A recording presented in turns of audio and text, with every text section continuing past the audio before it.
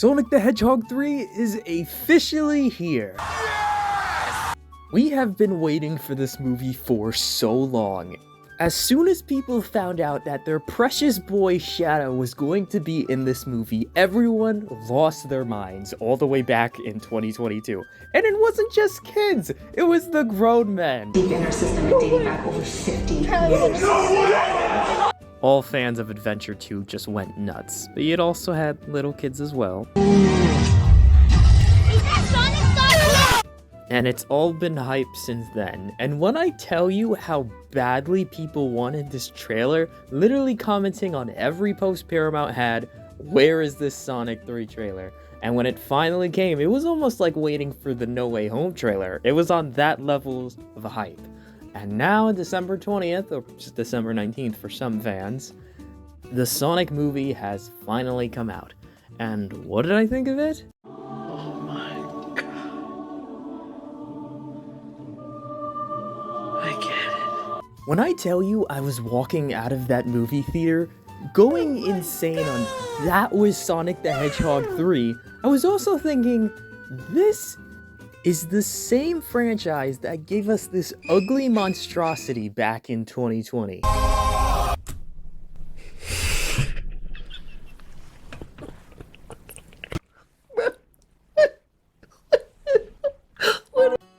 Which, honestly, that turning into a phenomena where the entire internet was tearing it apart, if that never happened, we probably would have gotten that ugly Sonic movie, everyone would have hated it, and everyone would have just went on their way, and we would have never saw Sonic the Hedgehog 2, we would have just never saw Knuckles, and we would have never seen Sonic the Hedgehog 3 getting up to this point. And it's insane how far we've come, and oh my god, it has delivered. One thing I've noticed with this movie in particular, the previous movies have felt like, best way to describe it, you kinda get the feeling, especially with the first movie, it was kind of a buddy-up road trip movie. The second movie was more action-orientated, but it still had that, fun family feel. But this movie felt like it was going for like a Marvel-type film. And what I mean by that is like, the difference in the action sequences, you can just tell by the lighting, the scale, everything just feels different with this movie. Yes, the comedy is there, and, some people have their critiques with the Sonic movie humor, and honestly, I'm kind of in the middle with it. But this movie, there is a very clear difference, and the movie does get serious when it comes to the action sequences. Not getting into details, but the action sequences are the best from the franchise. Actually, very insane that Paramount was able to cook this much with it. Oh my god. That's why he's the GOAT! The GOAT! And another thing I'll give credit with this movie is how much respect it gives to the source material.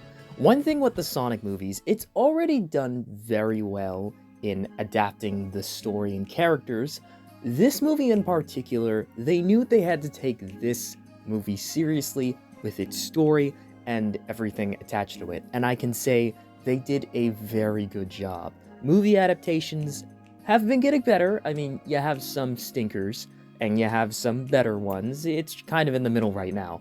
But with this movie in particular, Paramount did really do a good job. I was a little worried if they were gonna be able to pull this story off to the best of their ability, and they did. And I'm so much props to Paramount for pulling this off, alongside Jeff Fowler, of course.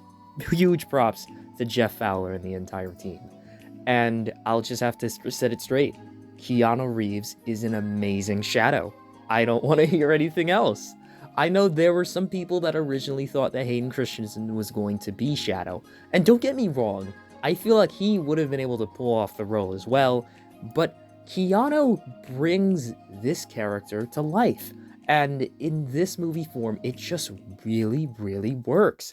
In the trailers, we really didn't hear from him, and that was on purpose. But it was just great. All these fan clips that people had, it was nothing compared to the actual movie. Know what? You're starting to remind me of me, 50 years back. Minus the charisma. An impressive cock. So, huh? And not just Keanu Reeves, the rest of the voice cast just did amazing. And I also have to give hats off to Jim Carrey. Jim Carrey is amazing as always. Him being able to not only do his normal Robotnik self, but also to do Gerald Robotnik was funny, and he also pulled it off very well, and a lot of people got enjoyment out of it, and it just came together super well. Also, another thing, I saw people kinda complaining about the movie's runtime, and honestly, the only reason why Sonic 2 was 2 hours was because of the Hawaii subplot. And with this movie, thankfully, it balances its runtime well, and everything feels perfect. It doesn't feel too rushed, it doesn't feel too short. Honestly, this is a pretty good runtime. Honestly, 1 hour and 50-minute runtimes have been turning out decent and good. This movie is one of the better exceptions, and I'll also say the movie really did really good with its emotional beats. The emotional beats in this movie were very important, especially for Shadow's story, and they respected it. Maria's story is very important, and I feel it's done in a way that respects the fans and also really gives new viewers a great view and entryway of who Shadow's character is, what he's gone through, and it was just done so well. I still just cannot respect Paramount enough for being able to do this story right, and they did. So if anyone's worried about them doing the Maria plotline, well, bad, they didn't. They did a really good job with it. And honestly, that is my thoughts without jumping into crazy stuff, which I am telling you now. But if you want thoughts before going into the movie, the thoughts are, it's great. If you're even slightly interested in this movie, go out and see it. It's amazing. It will please every Sonic fan. And without further ado, ooh, there is a lot to talk about with this movie getting into spoilers, and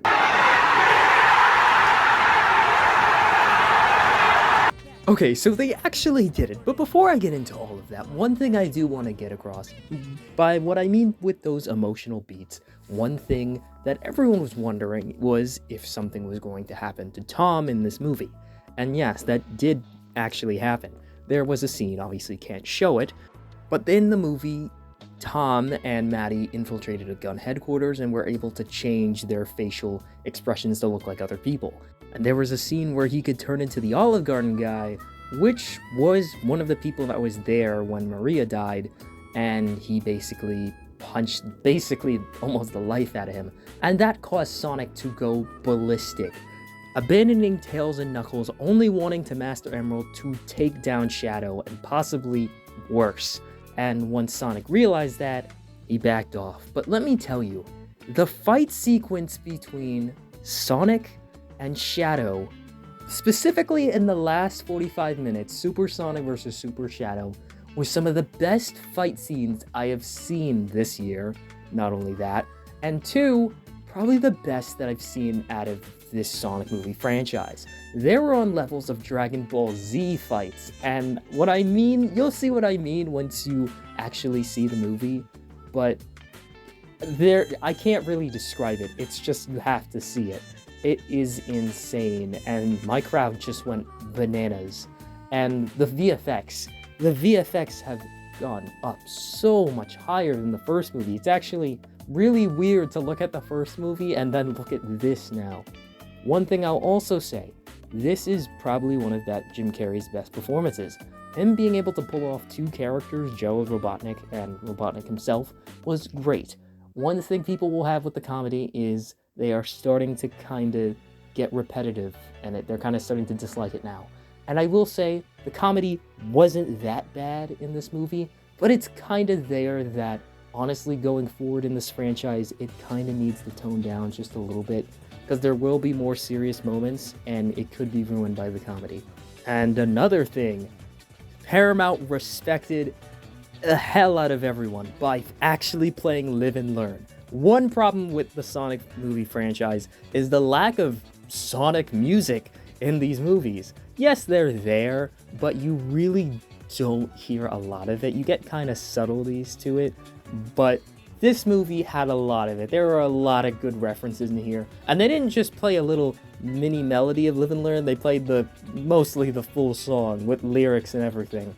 And it was insane, and I respect the hell out of them for it. Some people will say they went a little too fan service in there, but no, this was well deserved, honestly, after this trilogy of movies.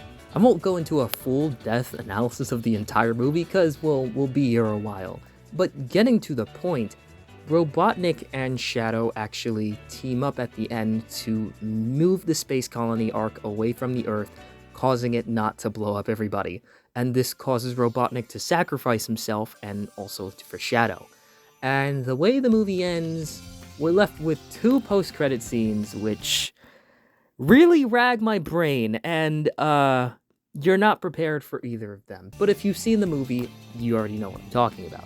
Really go away this time. If you haven't left, go, leave, watch the movie.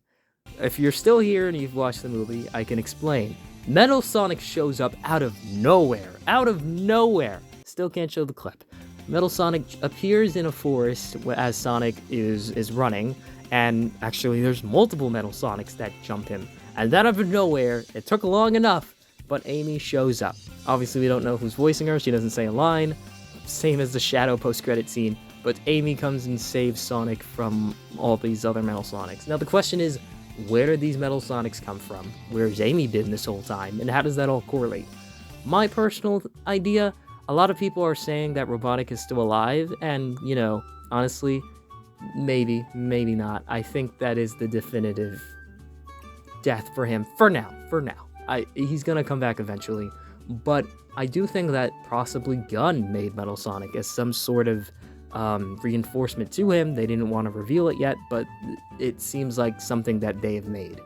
And also for Amy, probably just have been watching them from the galaxy. It kind of seems how these people are all dropping in, but it's really starting to form. We actually have the core 4 now. It's gonna be really crazy. At the time of me recording this, Sonic 4 has already been confirmed for spring of 2027. So, oh boy, we already know their spin-off shows are coming in. I really cannot wait to see what comes forth. We may get a Shadow show. That might happen from the Shadow post-credit scene, which reveals that he's still alive. He's not dead. So, we'll just have to wait and see. It's a lot to go through with this movie. It is a very fun ride, and I feel like if you guys have watched it, you probably share my similar feelings. But if you don't have the same feelings, I'm generally curious. What do you think of Sonic the Hedgehog 3? Let me know down in the comments, and I will catch you guys in the next video. And the next video, oh wow, we're closing in on the last video of the year. There's 2 more I want to get out, but this video will probably be the last one before Christmas. So, Merry Christmas, guys.